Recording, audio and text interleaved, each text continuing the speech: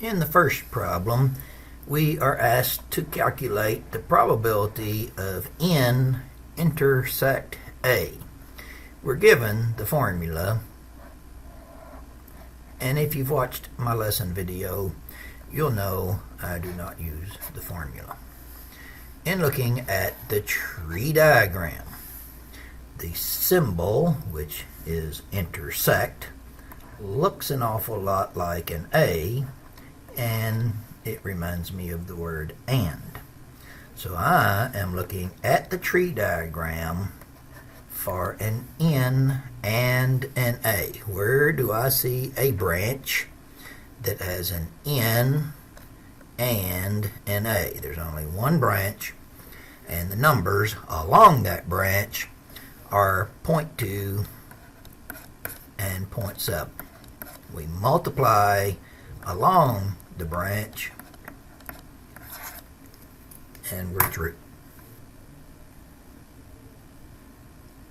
Likewise, on question 2, rather than trying to struggle with the formula, here is what we will do. The probability of M given A. So we will find all of the branches that have an A. That would be here and here. Now we will multiply along those branches and add those together. So we've got 0.5, 0.4 along the top branch. We've got 0.5, 0.1 along the bottom branch. So that is the denominator, and that's what all of this stuff is about. And then we identify the branch that has the M. So here is the M. Out of the two pink branches, the one that has the M would be this one. So we have the 0.5 and the 0.4 on top. We will enter that into our calculator. And that comes out to be a 0.8. So one more time, we will do the tree diagram and the calculation that they're asking. Notice this time they didn't bother even giving us the formula. I guess they knew we weren't going to use it anyway. So we locate all the branches that end in C.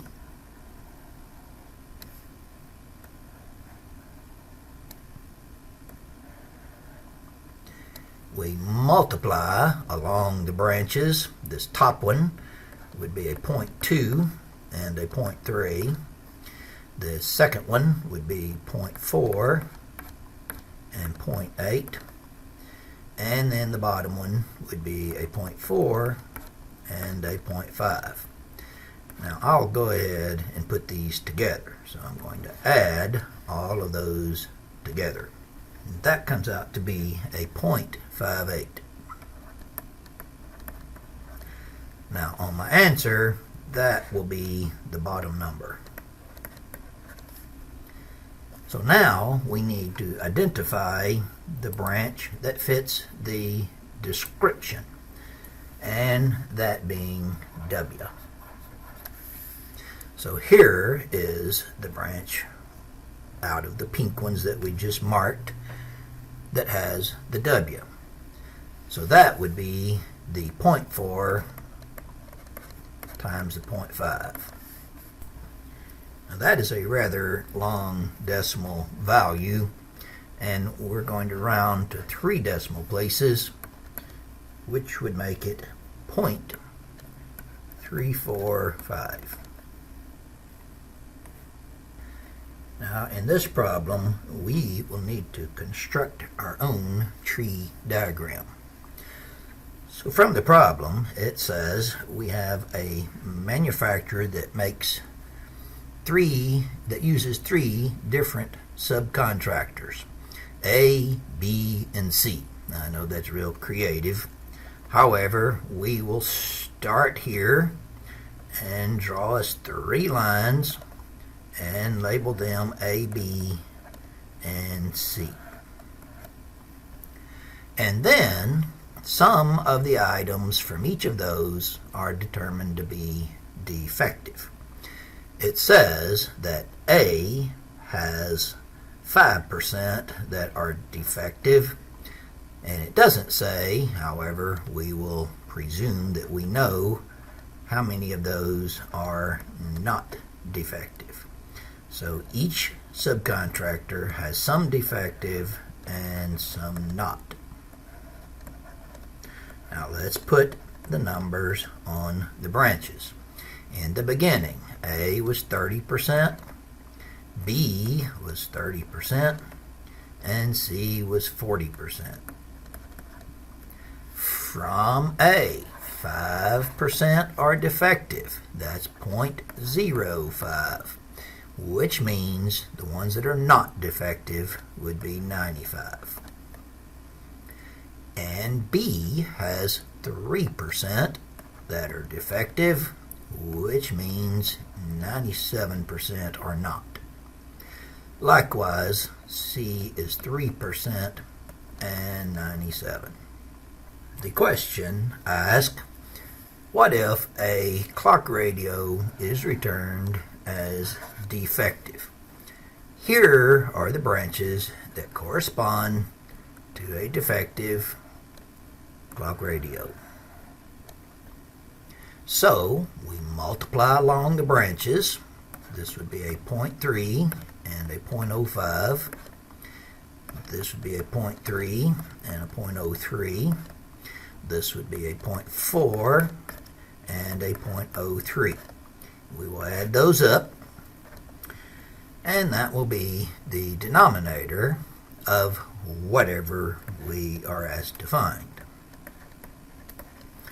So in the first question, we're asked what's the probability that it came from A.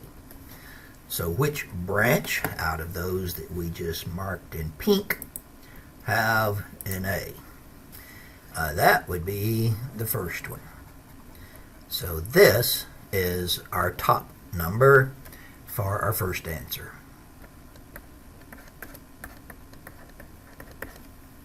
Which rounded to 3 decimal places would be a 0.417. The second question asks for the probability that it came from B. Similarly, we find the branch out of the pink ones that we marked that has the B, and that would be this one. So our fraction, our answer for that, is going to still have the 0.036 on bottom and 0.3 times 0.03 on top, which comes out to be 0.25. No rounding needed. And the final question is, what's the probability it came from C? So the branch that has the C in it would be this one. We will have a 0.4, 0.03 on top, 0.036 on bottom, which rounds to 0.333. We will start our tree diagram with computer brands A, B, and C. We'll go ahead and put the numbers. 65% are A, 30% are B, and 5% are C. 15% of brand A computers are returned for service. Which means that 85% are not. 10% of brand B computers are returned for service, which means 90% are not. 10% of brand C computers are returned for service, which means 90% are not. So there's our tree diagram. Very similar to the previous problem. The first question says, okay, if one computer is returned for service, what is the probability that it is brand A? Here are the branches that have computers that are returned for service.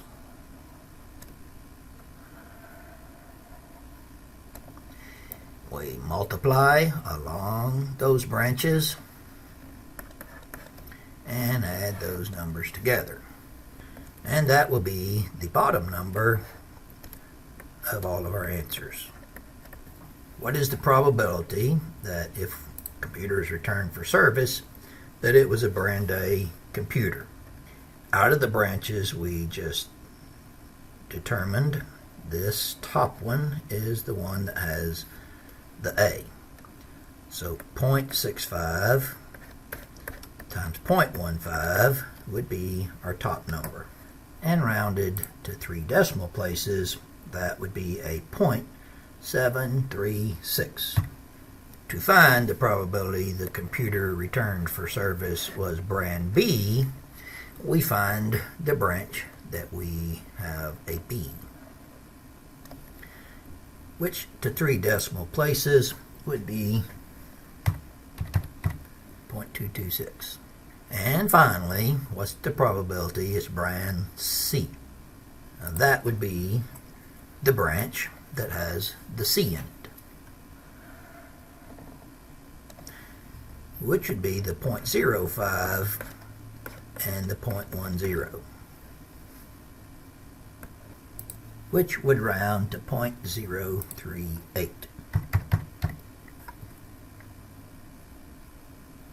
For the last question, to construct our tree diagram, we notice that these people that were studied either had cancer or they did not. Then we administered a new test to these people, and some of them that had cancer had a positive test, and some of them had a negative test. This also happened in the other group. There were some positive tests, there were some negative tests. In the beginning, we had 3% of the people we were studying had cancer. 3%, which again means 97% did not. Then, after we gave them the test, the ones that had cancer,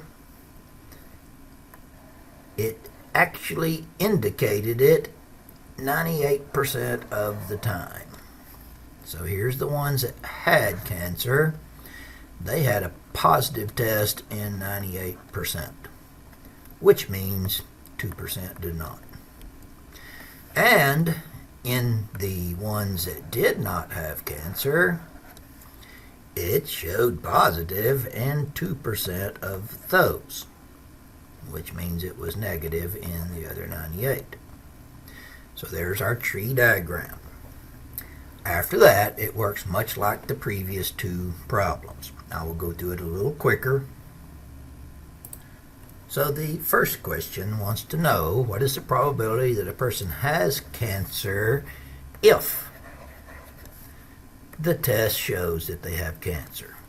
So here are the branches where we would have a positive test. We multiply along those branches and add those together. Now that is the denominator in our answer. Then we find the branch that corresponds to those having cancer. And there's our C, therefore it would be the 0.03 times the 0.98, which rounds to 0.602. The next question asks, what is the probability of a person having cancer if the test shows negative? So again, we will identify the branches that fit the condition. Here's how we get a negative test.